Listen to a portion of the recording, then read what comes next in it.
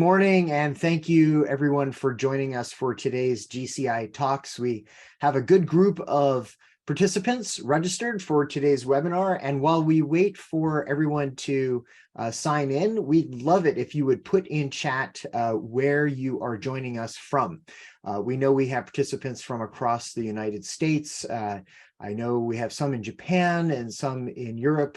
If you would please write into chat what town, city, country you're joining us from as people are signing in. That would be fabulous. Finger Lakes region of New York, from someone who often spends a lot of time in Tokyo, I know. And if anyone else wants to share where they're from, Robert College in Istanbul, Turkey is joining today. And we thank you very much for joining us again. We are hoping that everyone would just write quickly in chat where they're joining us from. Sleepy Hollow, New York, Tokyo, Japan.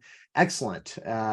We've got representation from around the world. Well, once again, thank you. Good morning. Thank you for joining today's Global Citizens Initiative GCI Talks webinar titled Shouldn't International Education Start in High School?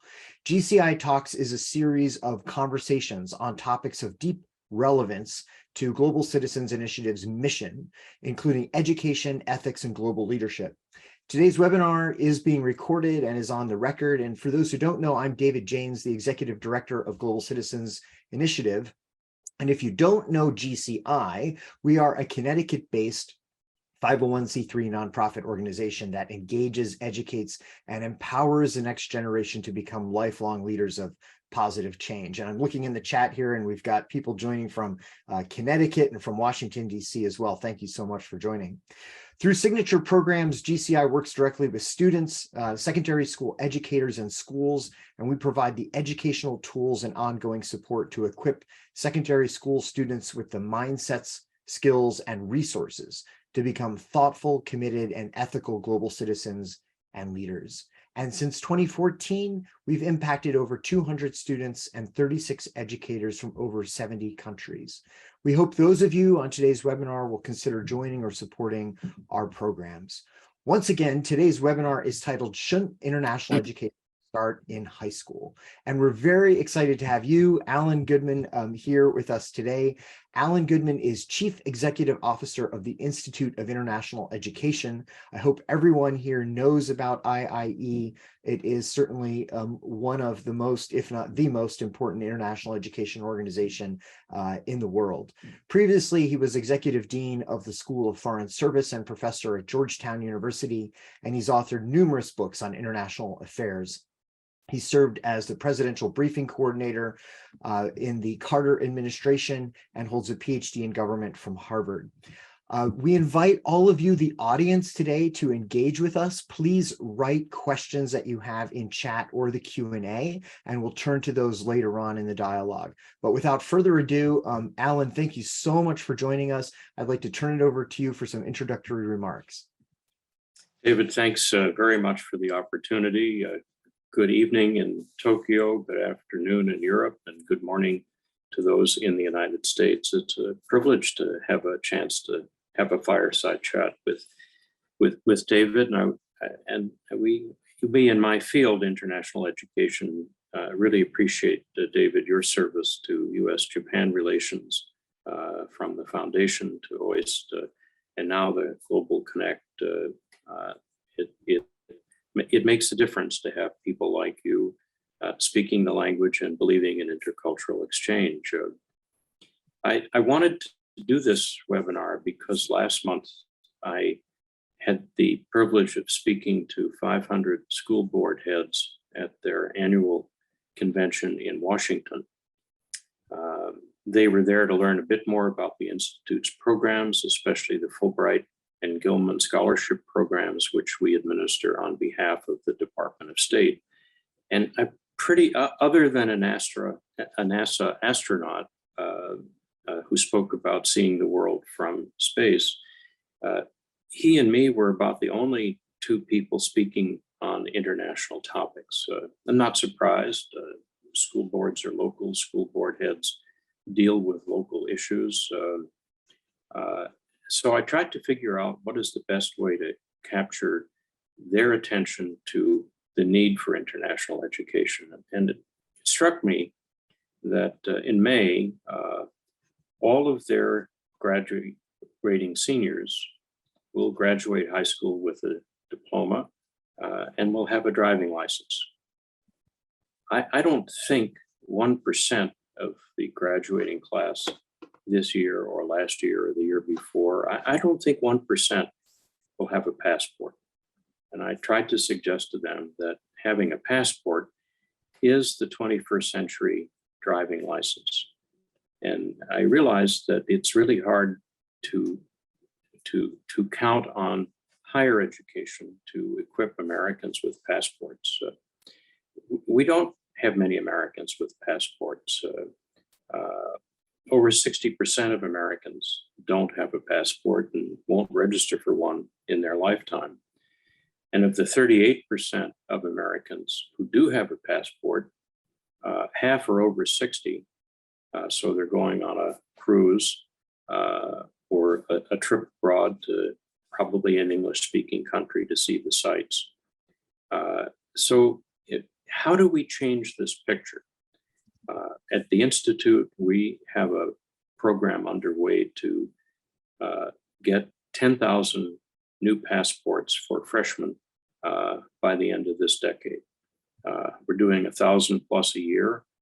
And the program works by having schools compete for the grants to get their freshman passports.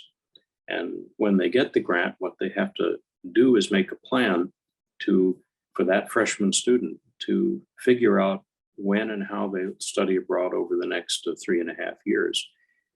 Because almost nobody goes abroad now for a full year in their junior year. And by the time a lot of people reach the junior year, there's no time left in their schedule. So we need a lot of advanced planning. If we succeed wildly, maybe 4% of Americans in higher education will study abroad. So we're not reaching the world, even with that 4%. And I don't expect that number will be double digits during this decade at all. So it occurred to me that maybe where we ought to start is in high school. And maybe school board heads would want to be engaged with us in having a similar program where we'd help high school students get passports. And once they did, the teachers would encourage them to at least look into study abroad opportunities when they go to college and as they're freshmen. I gave my email, it's real simple, agoodman@iie.org, and said, please email me if your school board would be interested in this program. I then realized I had made a fatal mistake because I expected I'd get 500 emails saying, sign my school up for your passport program. I got 2. And one of them actually wasn't about the passport program. So I think we have a long way to go to realize the dream that every American in education, starting in high school, should have a passport. But if we don't do that, we're not equipping our young people with what is the 21st century driving license. I hope that webinars like this will generate ideas of how to do this. I hope that webinars like this will generate interest in local communities because we need to better equip our young people coming through education, and higher ed is often too late to do it, to understand better and engage with the world we share. David, thank you for the chance. Well, Allan, thank you for that. It's stunning that only 2 wrote to you and only 1 was about the program. How, as you think about the role of school boards, as you mentioned, their school boards are working on very local schools or in local communities. How do we connect, or what thoughts do you have about how we sort of show the connection between the local and the global? I'm wondering if there's some more ways we can do this to help school board leaders understand that getting a passport, learning about the world is not just relevant to learn about somewhere out there, but also very relevant for things going on right in their local community, wherever they are. That's a great question, because we've tried a number of times to do this in secondary schools. We've tried social studies teachers, we've tried principals, we've tried superintendents of schools, and now the school board heads. And we're not a secondary school organization. Fulbright program is a graduate program. The Goodman program is the nation's largest undergraduate study abroad program. We make in Gilman, on behalf of the State Department, about 3,500 grants a year for study abroad for Pell eligible students. We get about 12,000 applications a year, and we could easily make 12,000 grants given the quality of applications we're getting. So I'm at a loss as to how we can really nationally scale up. The only group we haven't yet approached are mayors,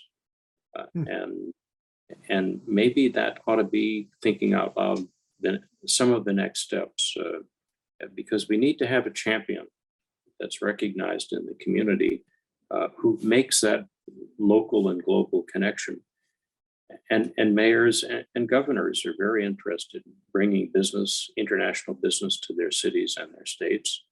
And maybe that's the way to engage their interest and send the message that this is something everybody can do. Yes, it's a little bit expensive to get a passport. I think maybe $155 all in. A driving license is less expensive, of course, but the process is very similar. And we need to find champions in the local level, at the local level, who support this. Yeah, absolutely. You know, one of the things we do at Global Citizens Initiative with the students that participate in our programs is have them develop a global service project. So they choose some very local issue that concerns them, but it has to also, and of course, most of them do, resonate with something global. And so they sort of look at that resonance. And so, yeah, I'm wondering if there might be more ways we can try to, maybe with mayors or school board leaders or other heads of schools, help them see those connections. Mm-hmm. Can you say a bit about the internship idea you have to those projects that are global and local at the same time? Yeah, so students that come to our program, they come from all around the world. Usually every summer, it's about 36 students. It's a 10-month-long program of 2 weeks initial person, but then 9.5 months, they go back to their home high school, and they're partnered with a mentor. And then the mentor and the team at GCI works with those students to flesh out their project ideas. So they come into our program typically with some sense of a topic they want to work on, whether it's something related to sustainability, something related to poverty. My particular mentee at the moment in Bangkok, Thailand, is interested in sustainable fashion. She'll be a student at Parsons in New York City coming in the fall. And there's another student in Japan who's quite interested in the recycling of electronic waste, electronic products. So what they try to do is look very specifically locally at their school, their community. How can I affect change with this particular topic or theme that I'm interested in? And then they learn, how does this scale up? If I were to do this and other schools were to tackle this issue in this way, how would that affect change in a larger way? We also have them connect the projects they're working on with the SDGs, so that they can see right from the outset some kind of connection there as well. So they pitch these they actually come to our program and refine them, and then sort of pitch them, and there's feedback, and then they work over 9.5 months. So perhaps highlighting some of these, to school leaders might show it with great clarity how very local topics, issues, challenges also resonate and have an impact globally, and vice versa. Maybe that's something we can work on toward the future. Absolutely. Allan, what would you say broadly, if we were maybe talking to a group of school board leaders now, or maybe this is what you said to them, or heads of schools, what would you say are sort of the top benefits of international education experiences at the high school level? What do you think it does to a young person to have that kind of experience at such an early age? Well, the first thing I said to them was jobs. Your high school students, when they graduate, whether or not they go on to higher ed, are going to be working in a country that, in the United States, if they are, where the workforce is already international, where intercultural skills are going to be awfully important. And if you don't know how you react to being in another cultural situation, or you've never talked to an Indian, a Chinese, a Brazilian, a Nigerian, a Vietnamese, we're not preparing you for that workplace. We also know that, and have been studying this for more than a decade, that if you study abroad as a college student, when you return, there's something about the magic of that, or the transformational effect of that experience, that your grade point average goes up. You graduate more on time than your peer group, and you're much more likely to get a job because the employer notices that someone has been abroad. And what that translates is that they know they've gotten a passport, they've gotten their act together, they probably went to an interesting place, they know how to work with other people, or they're learning how to work with other people from other cultures. So it has a cascading effect throughout the rest of your career, but it can't have that effect if you don't put your feet in the water and you don't start to try to swim. And that's what we need to encourage. And what doesn't work is the tradition of the junior year abroad, which we actually started with the University of Delaware in 1921 or 1922. Nobody pretty much can go abroad for a whole year in their junior year. And sometimes the only experience they can have is 2 weeks or 3 weeks. I used to think that that wasn't something we should advocate or support. I've changed my mind completely, because it does gets you a passport, it does get you acquainted with the experience. For many students we help, it's the first time they've actually been on an airplane and been out of their state. But once you do that, it changes how you look at yourself and your career prospects for the rest of your life. Yeah, I completely agree with you, Allan.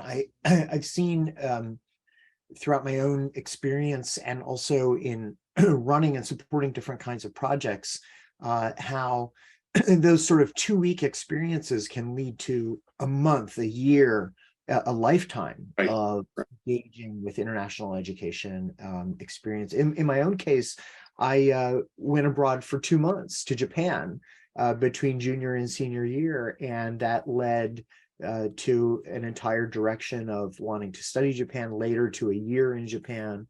And I think I've seen that even with programs I've been engaged with in other capacities, where a student has gone for about 2 weeks, and then that has really altered their perspective of the world. So I think you're absolutely right.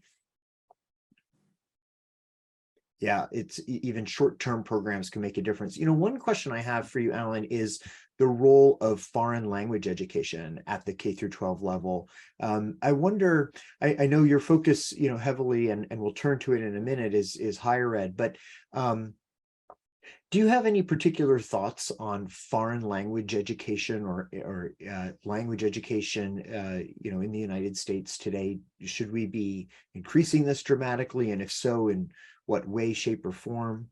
Because often students who are studying a foreign language, it does typically lead, or in many cases can lead to them to study abroad. And people in my field are very worried about our foreign language capacity in America. It's probably at the lowest level, unless your parents came from another country and you speak the language at home. it's probably at the lowest level in American history. 100 years ago, if you applied to college, pretty much any college in America, part of your application was to show that you had taken at least 2, if not 4 years of a foreign language. We don't have that requirement anymore.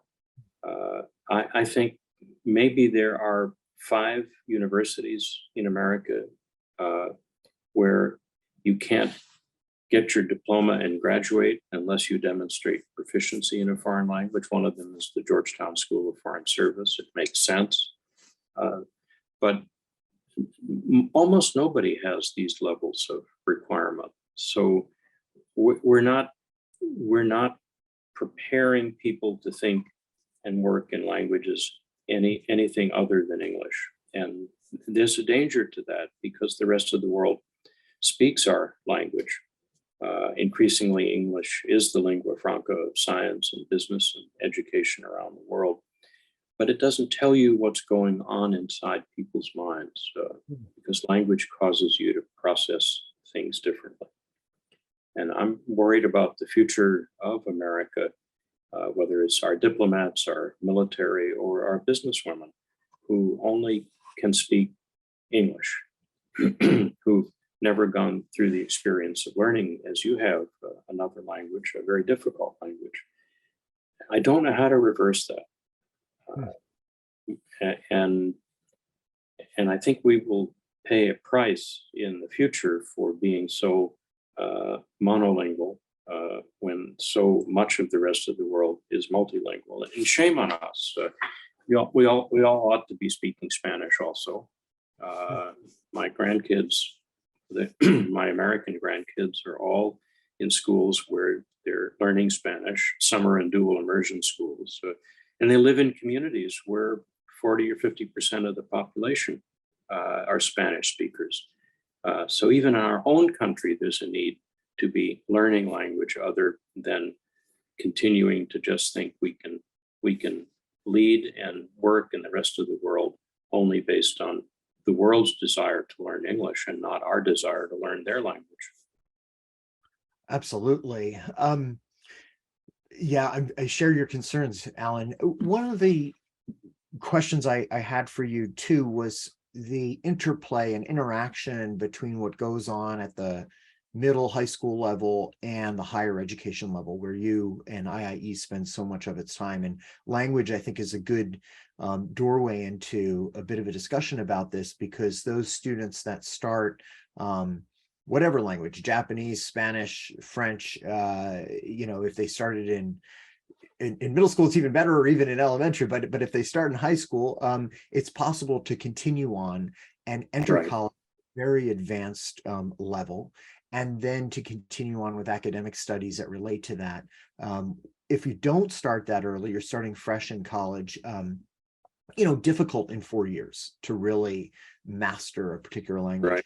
So I'm curious, since we're seeing so many challenges with limitations in foreign language learning, as you mentioned earlier, perhaps a lack of deep interest in school boards in international education, how is that impacting, or how do you feel it might impact the higher education world that is trying so hard and has so many kinds of programs and efforts to promote international education? I think we have in the international ed field, and I don't think it's a good development, decoupled language proficiency from the chance to study abroad, the desire to study abroad, the academic reasons for doing so, and the benefits that result from studying abroad. So we've let the next generation off the hook, really, of developing any language capacity or proficiency if they study abroad. Universities to which Americans go around the world also realize that they need to teach courses in English, because people are not coming ready to matriculate in their system because they haven't the language. And so you can go pretty much anywhere in the world for a study abroad experience in another country where all of the courses that you might take are delivered in English. So there's not necessarily a correlation then between people who do international study abroad, believe in international education, and the desire to start by having language proficiency so that you can matriculate in the local college or university. And I think it's going to be very difficult to reconnect those two because we don't lay the base, and many school boards are eliminating languages and language instruction right and left. I think a number of school board people that I see say they would rather eliminate foreign language than eliminate the subsidy to the high school band. And fact is, both are important. But affecting the decision making of school boards and 160,000 independent school board systems in the United States is a really retail business. You have to almost go door to door, board to board, and examine their cost structures to say you can afford music and foreign language at the same time. We don't do that in our mission, but it's an enormous undertaking for someone who would do that. But it's gonna take that door to door approach to create the momentum to get us back into language learning.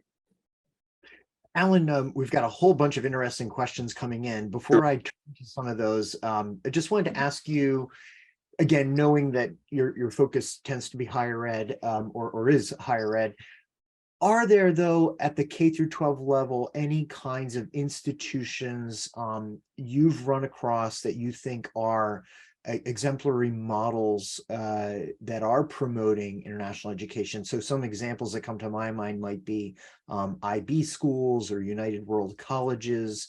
Right.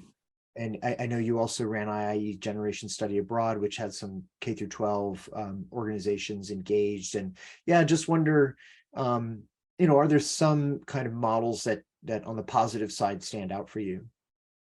Well, IB programs are for sure one of the ways to assure that people have the skills and tools to drive in the 21st century because they're intercultural and people will do languages that go through it. The French and Spanish governments have supported dual immersion schools in the Western states and the Southern states. That's a smart soft power investment of their money, and it's hugely beneficial to our students. But there's nothing at scale, and some of the biggest dual immersion investments are for language learning in the state of Utah, where our two grandkids are. It's a natural for Utah because most of the population have gone on missions abroad in high school. And they speak another language as part of their religious mission to try to help spread the gospel according to the Mormon. But we only have one Utah. We don't have enough states where there is a conjunction of individual religious local community sentiment that, our kids should speak another language and put it to use. So it is a very tough problem for all of our 50 states. Yeah, absolutely. Let me turn, Allan, to some of the questions that have come in from the audience, which cover a range of topics you've been discussing. So first one is from Laura Bowie, who's from the King School in Connecticut. She asks, do you think that today's technology, the ease of video conferencing, for example, might promote exchange in different ways and support further student engagement in international education? Well, it's got to, Laura, and I'm sure you experience it in King's Academy. It is more possible than ever to have a conversation across time zones like we're having here, where a teacher in her classroom can interface with a teacher in their classroom in a completely different continent. We know the technology is getting better and easier than ever before. And we will do that, and we should do that. When the pandemic started, I think the biggest fear people in my field had was that we are all going to be replaced by robots. And instead of study abroad, people would put a pair of virtual reality goggles on and say, wow, I'm in Egypt, and I know what's going on, and I know what people are thinking, and I'm walking the streets. I don't have that fear of being replaced by a robot anymore. I think the fact that we have technology will help us reinforce the message that you need to understand and speak with other people. But our students are telling us, gee, I'm so glad we got through the pandemic. I hate Zoom. I don't want to play video games. I don't want to put goggles on to relate to people. I want to get in an airplane. I want to experience what it's like getting off and showing my passport. I want to experience cuisine, culture, people in a way that you just can't do it looking at a screen.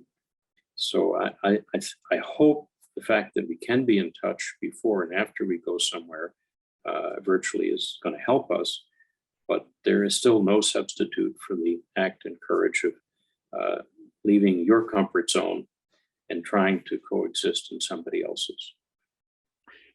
Yeah, and maybe it's part of this kind of ecology of, if that's the right way to put it, of kind of international education. So we talked before about how a 2-week trip might lead to a month, might lead to a year, might lead to a career. Maybe a virtual exchange is perhaps a first step that then leads to that 2 weeks or to something bigger. Or as you just well put it, maybe after you've gone on a trip, this allows you to deepen a relationship. So it's sort of additive to something that's potentially larger. Right. Thank you for that, and thanks for the question.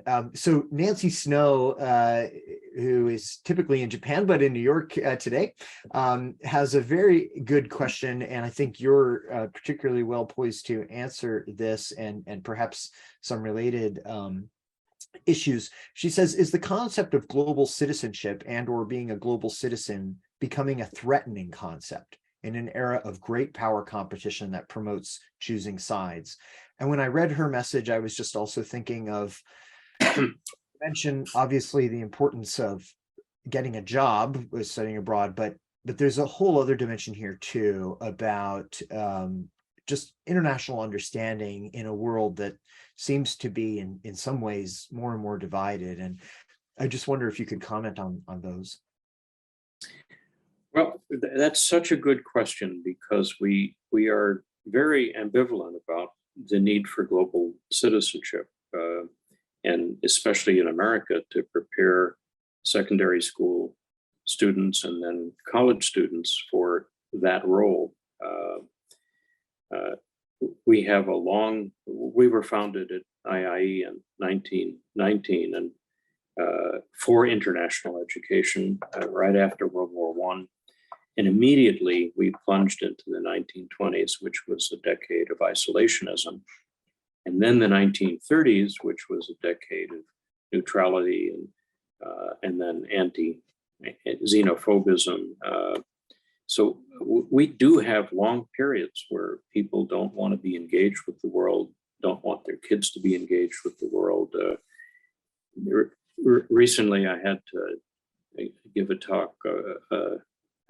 They allotted me too much time to give a history of international education in America. And it was really easy to be brief, because from the founding of Harvard in 1636 until 1920, there was not much to say. Americans did not study abroad. Thomas Jefferson founded the University of Virginia so that they didn't have to go abroad. He was worried if they did, students would be attracted to aristocracy and too much wine. So we've had many centuries where the notion of Americans going abroad being global citizens has not been popular. Me, I think it's the key to the future, and I suspect, knowing Nancy, that she does as well. Maybe the terminology, because nobody likes globalization anymore, maybe we should think of an alternative to the use of the word global, but this country needs to be producing people who are at home in the world. And you don't get that cultural competence and sense of confidence if the only place you're feeling at home is at home. And I think we have a generational long problem of getting people, as I say, to take the first step, which is to get a passport. And it's still appalling to me that so few Americans have them to begin with. Yeah, absolutely. Allan, you've had such an amazing, wide-ranging career, government, higher education, leading one of the top international education nonprofits. There's, when you talk to people about the importance of international education, and you try to make the case that studying abroad, promoting international education can lead to a more peaceful world in the future at some point. Sometimes there's a sense, or people think that's too naive. It's much harder than that. But the not trying certainly doesn't lead to a better future. But I wonder, how do you articulate the need for international education to create a better global community? I mean, we're seeing such intense tensions with China now, obviously Russia, but all around the world, we're seeing sort of walls put up in communication. And I just wonder how we can do a better job of articulating that all of these efforts do scale up and they do make a difference, even if sometimes they're hard to see. So I had dinner last night with the Chinese ambassador here in New York. This is his third or fourth tour as a senior diplomat in America. He was consul general in Chicago, then Washington, D.C., and now up here in New York. His son went to high school and college in Ohio. Son's now back in Beijing, as many Chinese families with their children are. They study abroad and then they return home. Why I make this point is I hope that in the future, when American diplomats and officials have tough negotiations with foreign leaders from a range of countries, not just China, that when they get into the room, one of the first things people often talk about is my son, my daughter went to Cal Berkeley, my son went to Chicago, or in this case, in the Chinese ambassador's case, his son went to Miami, Miami of Ohio. And I don't want to enter a room for tense negotiations where nobody sitting across from the table knows anything about America, has never lived in America, doesn't have a taste of American higher education. We just have, we get off to a much better start when we have that common bond between us, even in tense times and even in tense relationships. And it's a benefit of international education that people frequently don't think of. But I don't want to go into a room and start negotiations where nobody has experienced American education.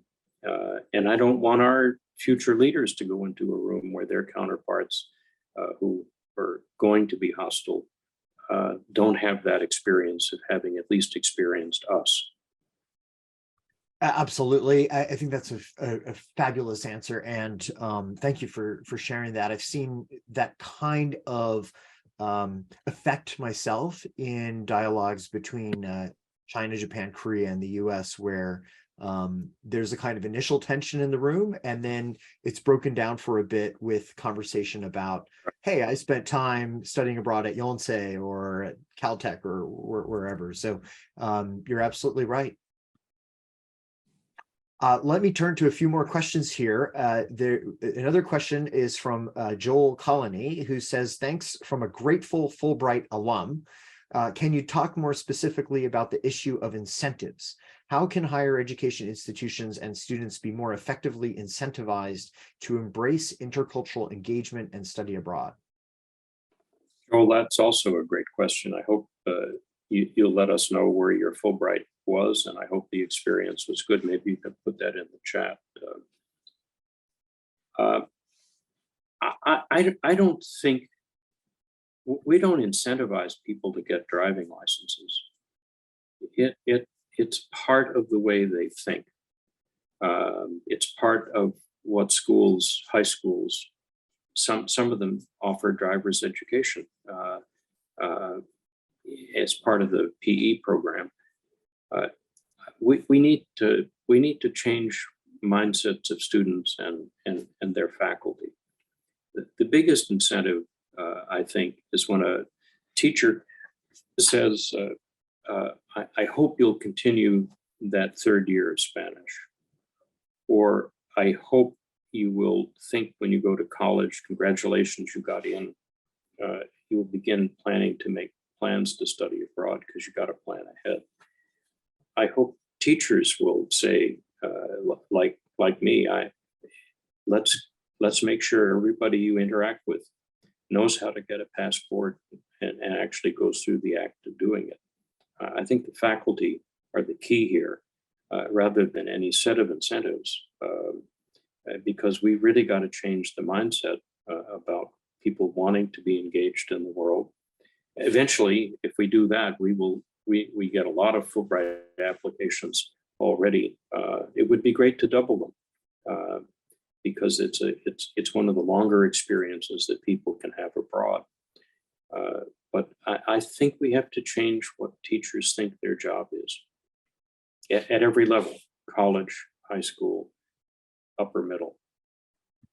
Yeah, and that plays well right into the next question, which is, what are some things that teachers can do to foster greater cultural competence among their students and help them develop an interest in international exchange? I think they're referring particularly to high school, middle school, high school teachers.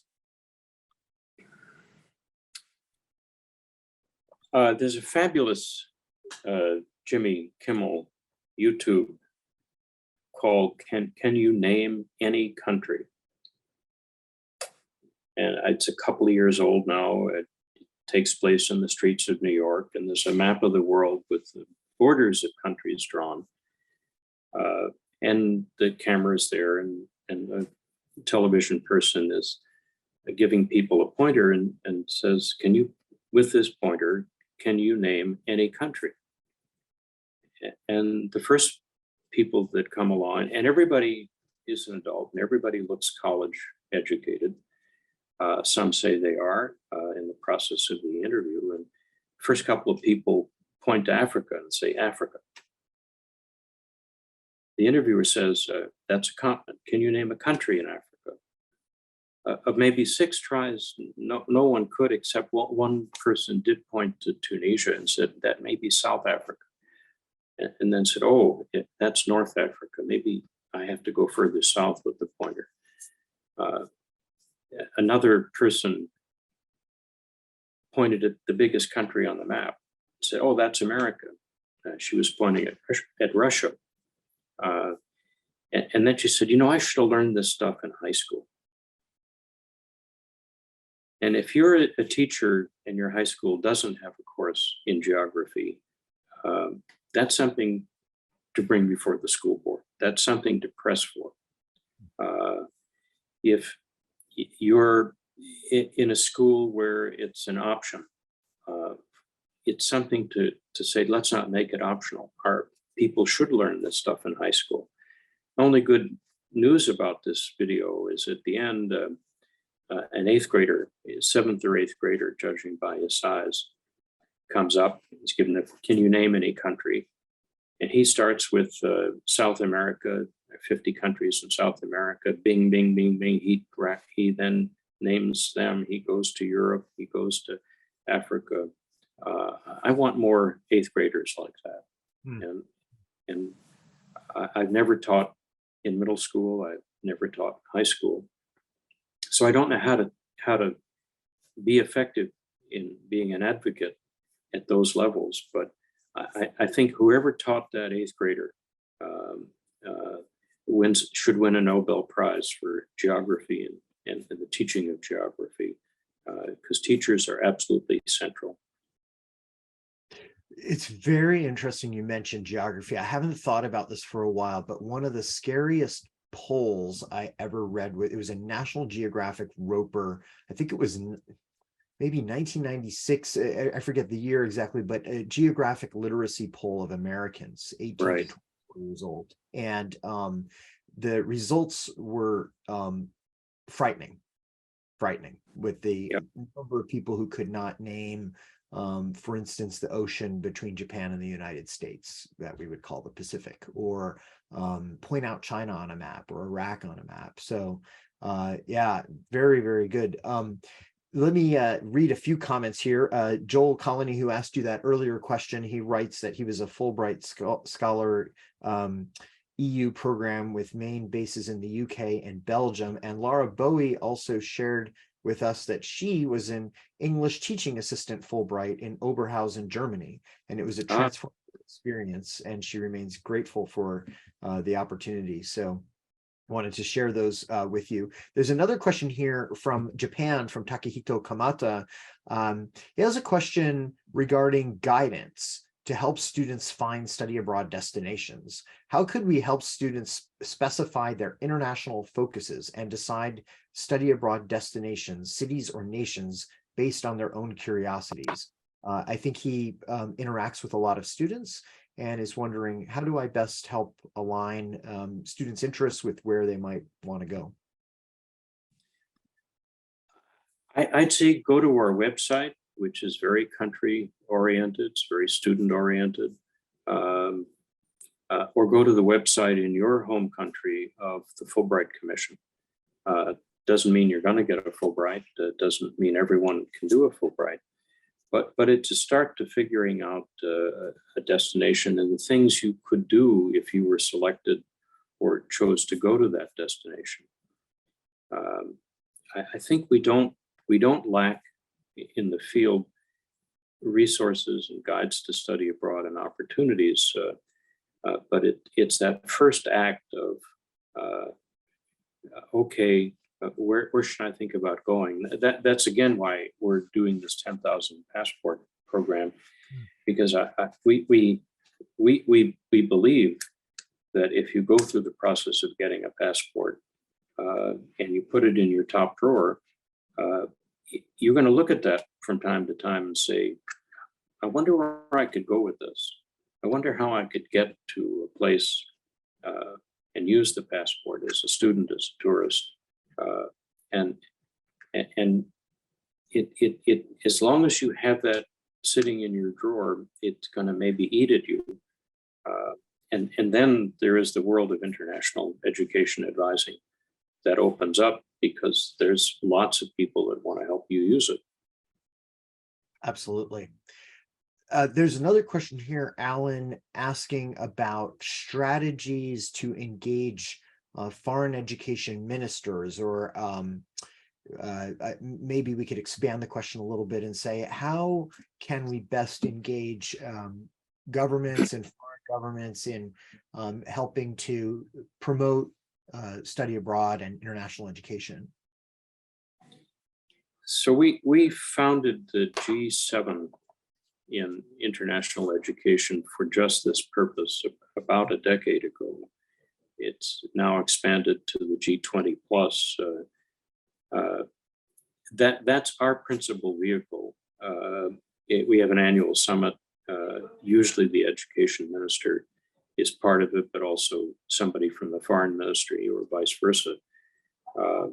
And that causes us to have a systematic dialogue of countries whose education ministers and foreign ministers think it's important for their next generation to have this global and local experience. Like school board leaders and high school principals, education ministers have a ton of other things on their plate, and a ton of other local issues, national issues with which to deal. But the fact that there's this international summit does help for a moment to say, of 365 days in the year, at least a day and a half we can spend thinking about how our system and its students interact with the world. And that really is the purpose of the summit. Is that a kind of annual event? Yes. Or, yeah. Rotate from country to country. That's spectacular. Very, very important, I think. So we're getting close to the end here. If there are any final questions that members of the audience would like to ask, please ask. But as we're getting toward 9:00 a.m., Allan, I'd like to ask you to think about the future a little bit as you think ahead to the future of international education, whether that's at the high school level or higher ed level. What do you look out 10 years from now, 15 years from now, what are some trends you see that might be having an impact? And also, what would you like to see happen that isn't yet? You certainly mentioned the passports, but any other core things you'd like to see happen in the field? Well, I think the good news is that we don't have to work hard at imagining the future. It's already here. It's fraught with some difficulties. It's aided by our ability to be hybrid, but international educational exchange is here to stay. The COVID-19 was our 12th pandemic in IIE's history, and yet we still had 4,000 students on the Fulbright program going both ways, all during it. We're now back to 8,000. People in higher ed, the field I know best, want to have some international education experience. And the second big driver is that there are just going to be an awful lot more students around the world that can't find a seat in their home institution. We have 1 million, 2 million seats more to fill in America. No other country has as many accredited colleges and universities as we do in the United States. We have about 1 million international students, but we have room for another million.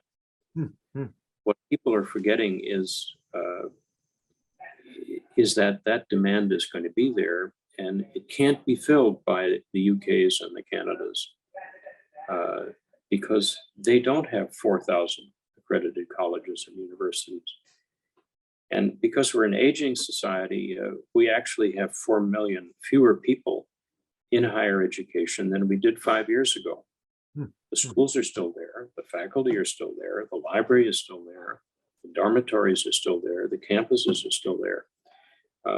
But we're going to decline in the number of Americans just simply by the demographics that are in that 18 to 24-year-old cohort, which gives us something that no other country has, which is room and space and capacity. And I think that's why we will see more international students, especially coming to America. Very interesting. There's one final question from a participant here, Tom Kennelly, who's at the Boston Latin School. And he asks if you have any thoughts on how to best measure the global competencies of high school students. We're working with the ETS, the Educational Testing Service, and thinking about that problem, Tom, as we speak. We know pretty much the competencies that we're looking for, and we also know the competencies in intercultural skills that businesses are looking for. And so we're thinking of a way to design a testing, an assessment process that starts with getting a passport, then with taking a intercultural competency assessment before you go abroad, and then 6 months after you return. We haven't brought this to fruition, of course, but I'm thinking for a subset of the Americans that are getting passports in high school, and the ones that are studying abroad in their, say, sophomore year, this kind of assessment would be something that added to their resume, something they could share with employers, and proud to do that. Absolutely. Well, thank you for that question and for the answer, Allan. Nancy Snow writes, and this is a great way to come to our closing time here. She writes, Dr. Allan Goodman is a national and global treasure. No one can better articulate the importance of international education. So, and many people are writing some lovely comments here, Allan, about how informative and helpful this discussion is. Before we close, let me just ask if you have any final remarks you'd like to make on this topic of shouldn't international education begin in high school? Any final remarks? Nancy, that's very, very generous. We're all in this field together, and the whole field deserves recognition. David, it was a great idea for you to convene this webinar, and I'm really glad we could do it. Well, Allan, thank you so much again for joining us today. Again, this is a new webinar series we've just launched. The first one was with Howard Gardner from the Harvard Graduate School of Education. And thank you, Allan, for joining us for the second. And for those here today, the third webinar will be on June 9th with Dr. Linda Hill from the Harvard Business School. And we have a few others that are being planned for later in the year. But really, truly want to thank you, Allan, for an incredibly stimulating discussion covering a wide range of topics. You gave us some good challenges. You know, how do we convince young people to get passports? How do we convince school board leaders of the importance of international education? How do we promote geographic literacy, foreign language? So these are some good challenges for us to work on, and we'll do our best to try to collectively come up with some answers. So with that, I just want to thank you once again. Thanks to the audience for joining us, and to my team at GCI for all their efforts in helping us put this together today. Thank you so much. Thank you. All right. Take care. Have a good day, everyone.